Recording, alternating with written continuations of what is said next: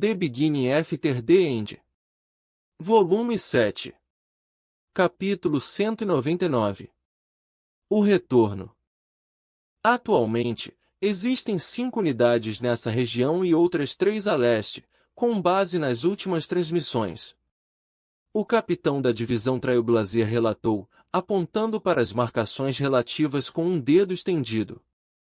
Gesmia Kruver, seu nome me foi dado através de uma breve introdução, era capitã da unidade de Tessia. Ela era uma mulher bonita. De uma forma aterrorizante. Com longos cabelos loiros que caíam sobre os ombros em ondas e uma figura que sua armadura apertada apenas acentuava, eu só podia imaginar quantos homens tentaram cortejá-la, uma vez que eles superassem o medo da rejeição. A capitã sempre tinha uma mão apoiada no cabo do sabre, como se estivesse sempre pronta para atacar, e sua expressão ranzinza nunca pareceu amolecer. Eu imaginava que o capitão que liderava sua divisão nas perigosas florestas das Clareiras das Feras seria rígido, mas a capitã Gesmia parecia capaz de afugentar bestas de mana com apenas um olhar afiado na direção delas. Trodius desviou o olhar do mapa para uma folha de papel que estava segurando. Capitã Gesmia. As folhas de registro para limpar as masmorras, quão preciso é esse cronograma? A capitã da divisão Trailblazer endireitou as costas antes de falar. Bastante preciso. Mesmo levando em consideração o número de magos alacrianos ao redor do portão de teletransporte e quanto o processo de corrupção avançou nos níveis da masmorra, minha unidade nunca demorou mais de uma semana. Uma semana é muito tempo. Afirmou o capitão sênior friamente. O número de animais corrompidos que atacam a muralha ainda está em declínio. Coloque suas unidades em um prazo estrito de 4 dias para cada masmorra. Mas, senhor... A capitã Gesmia levantou-se do assento. Apressar as expedições nesse nível só causará mais baixas. Algumas dessas masmorras nunca foram limpas antes e é preciso muito cuidado, ou uma unidade inteira pode ser exterminada. Essa é uma ordem, capitã Gesmia Kruver. A muralha é a última forma de defesa na fronteira oriental de Sapin. Se um soldado da sua unidade morrer na Clareira das Feras, a família desse soldado não estará em perigo.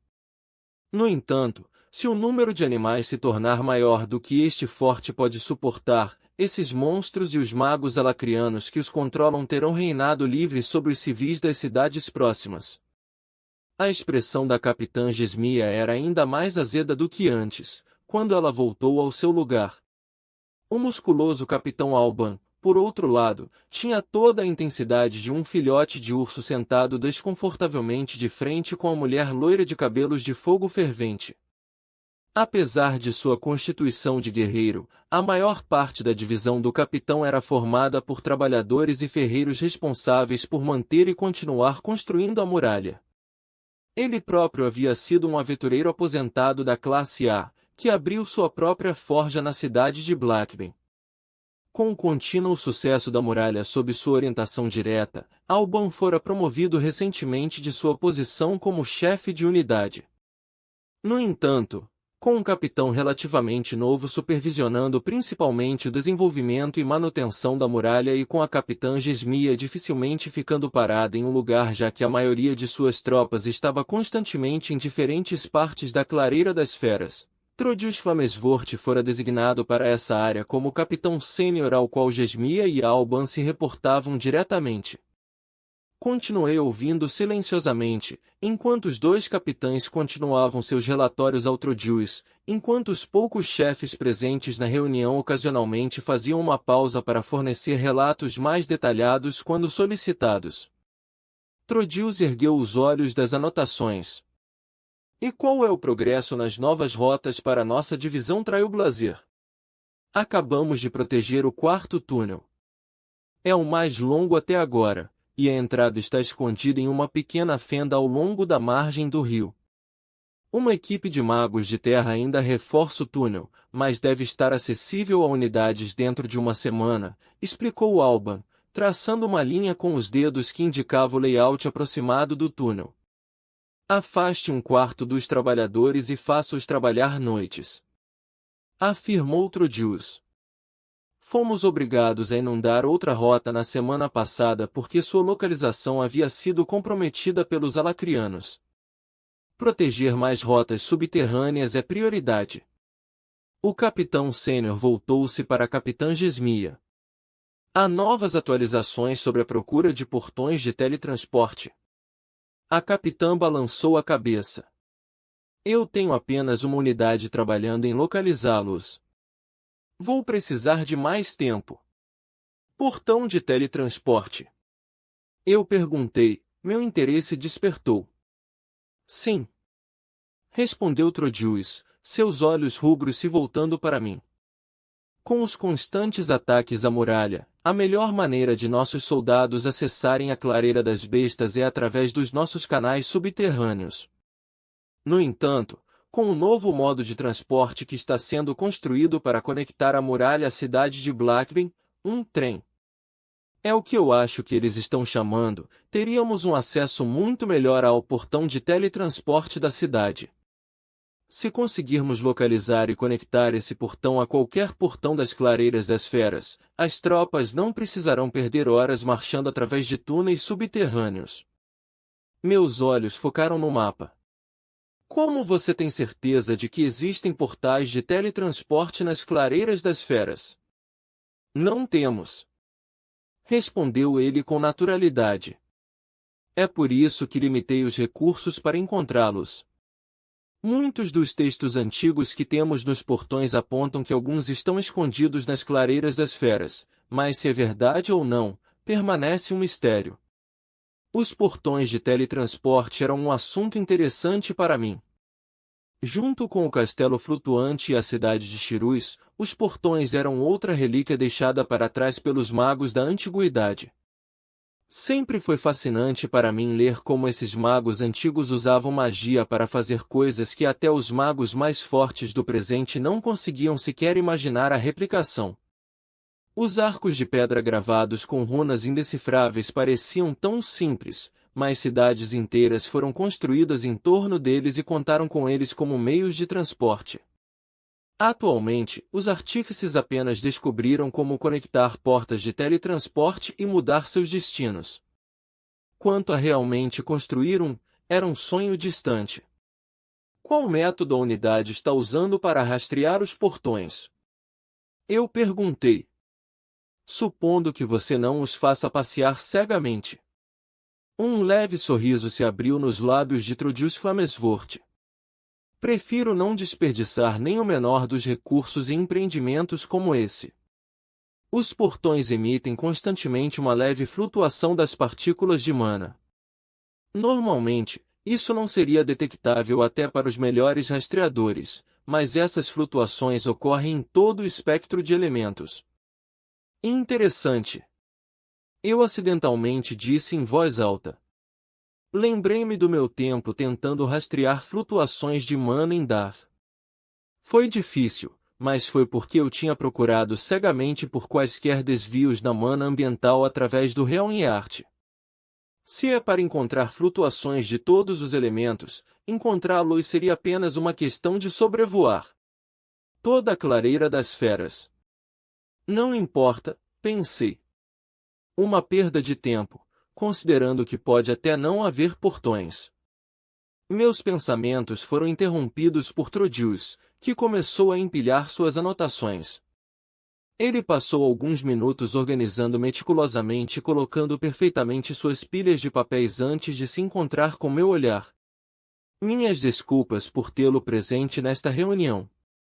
O capitão sênior da família Flamesvort levantou-se, apontando para o resto das pessoas presentes antes que eu parasse. Será melhor para eles ouvirem isso também. Afirmei, ainda no meu lugar. Não demorou muito tempo para explicar o que aprendi ao interrogar o alacriano. Isso, e com a cena das memórias de Uto preenchendo algumas das lacunas, pude fazer uma análise aprofundada que até a capitã Gesmia rabiscava furiosamente em um pedaço de papel. Intrigante. Trodius refletiu. General. Você diz que os magos alacrianos têm uma forma muito limitada e especializada de manipulação mágica, mas o que está impedindo um atacante, por exemplo, de explodir sua mana em um ataque à distância? É como o Capitão Sênior diz. Não posso fornecer exatamente essas informações às minhas tropas, apenas para feri-las ou matá-las porque um atacante lançou um feitiço à distância ou um escudo foi capaz de conjurar uma lâmina de mana. Acrescentou Gesmia. Não direi que você esteja totalmente confiante nessas informações. Melhor ainda, não conte às suas tropas ou apenas informe os chefes e peça que eles observem. Nossos inimigos usam a magia de maneira muito diferente de nós, mas isso nem sempre significa que é melhor. Estude e explore as falhas. Afirmei. O Conselho estará esperando relatórios com base nas informações que estou fornecendo a você agora. O Conselho não estava realmente ciente dessas informações ainda, mas ele estaria em breve e, sem dúvida, iria querer mais relatórios. Contei aos presentes na reunião o resto do que sabia sobre as marcas, brasões, emblemas e regalias. Mais capitães receberão essas informações e deverão contribuir com relatórios sobre o que vocês descobrirem no campo de batalha. Eu levantei-me. Isso será tudo. Eu me despedi, não querendo ficar dentro mais do que o necessário. Durante toda a reunião, prestei muita atenção a Trudius Flamesvort. Crescendo com a filha dele ajudando tanto a minha família quanto a mim, não pude deixar de me ressentir da família Flamesvort depois de ouvir em primeira mão por Jasmine como ela foi descartada por eles. Minha animosidade se reduziu a Trudius Flamesvort depois de conhecer Esther e ouvir sobre o relacionamento entre Jasmine e o pai dela, mas depois de conhecer o homem hoje, tudo o que senti foi uma insensibilidade. No final, eu vim aqui como uma lança, não como amigo de Jasmine. Ele pode ser um pobre pai chateado, e pode ter um coração frio até certo ponto, mas sua liderança era sólida. Não muito tempo depois que eu saí da tenda, meu ambiente havia se tornado alto e ocupado. O chão não estava pavimentado, então uma camada de areia e poeira constantemente subia no ar a partir dos inúmeros passos. Trabalhadores, cobertos de sujeira e fuligem, misturavam-se entre comerciantes e aventureiros, alguns ainda segurando suas pás ou picaretas depois de terem sido liberados recentemente de seu turno. Barracas e carrinhos de vários fornecedores que percorreram um longo caminho gritavam seus produtos enquanto artistas se apresentavam nos cruzamentos em plataformas com uma caixa de instrumentos ou um chapéu virado para a frente para coletar dinheiro. Um zumbido de conversas entre compradores e vendedores se misturou ao clamor que vinha da muralha. Todo o forte parecia quase autônomo, cada pessoa aqui vinha por uma razão e seus passos e ações retratavam isso. Mais de uma vez fui chamado por um comerciante para uma barraca para que eles pudessem me vender alguma coisa. Olá! Rapaz! Seus sapatos parecem muito finos para alguém nessas partes, gritou um homem corpulento de avental de couro. Quem sabe você possa se interessar em um par de botas de couro nobre para seus pobres pés. O homem acenou com o braço para a variedade de calçados de couro exibidos em prateleiras de madeira. Fingindo interesse, inclinei-me para a frente e toquei em algumas das botas que pareciam do meu tamanho. A seção que você está vendo tem uma camada de lã comprimida dentro. Eu juro, você sentirá como se estivesse andando em uma nuvem. Ele disse, excitado. Curioso, tirei os sapatos finos e enfiei os pés em um par de botas do comerciante. Pulei algumas vezes antes de retirá-las. Colocando-as de volta na prateleira, dei um sorriso ao comerciante. Eu já andei em uma nuvem antes e isso não era exatamente o mesmo. Sapatos bonitos, no entanto. Foi divertido passear pelas ruas movimentadas da fortaleza. Vestida com nada além de uma túnica solta com decorações mínimas e sem arma, a maioria me considerava o filho de um comerciante. Mordendo um espeto de carne grelhada que tinha a textura de uma coxa de frango, eu parei em cada barraca que me interessou. Havia comerciantes carregando itens mais comuns, como roupas, peles, temperos e álcool, o que não era surpreendentemente popular pela quantidade de soldados e trabalhadores sobrecarregados de tarefas, enquanto alguns vendedores mais interessantes carregavam armaduras e armas encantadas. Um comerciante tentou muito me fazer comprar um cabo encantado que disparava uma rajada de fogo e fumaça de um pequeno bico, usado principalmente para autodefesa por nobres fracos, até que eu conjurei uma esfera de fogo do meu dedo perto o suficiente para chamuscar sua franja e dar ao homem uma piscadela. Quando o sol começou a se pôr, pensei em talvez passar uma noite em uma pousada que atendia aos visitantes da muralha, quando uma buzina soou à distância. Virando o meu olhar, vi um grande portão de metal com cerca de 6 metros de altura, de onde a buzina tinha saído. Eu me pergunto o que está acontecendo? Pensei logo antes de outra buzina tocar. Seguindo atrás de um grupo de trabalhadores uniformizados enquanto eles marchavam em direção ao portão, eu o vi se abrindo com um rangido. Uma multidão já havia se formado ao redor do portão quando carruagens puxadas por bestas de mana começaram a chegar com magos e guerreiros caminhando ao lado deles com armas desembainhadas. A exaustão deles ficou evidente em sua postura e expressão quando os trabalhadores assumiram o controle e começaram a pegar caixas lentamente para fora das carruagens. Eu dei um passo à frente para ver melhor quando, pelo canto dos olhos, vi meu pai.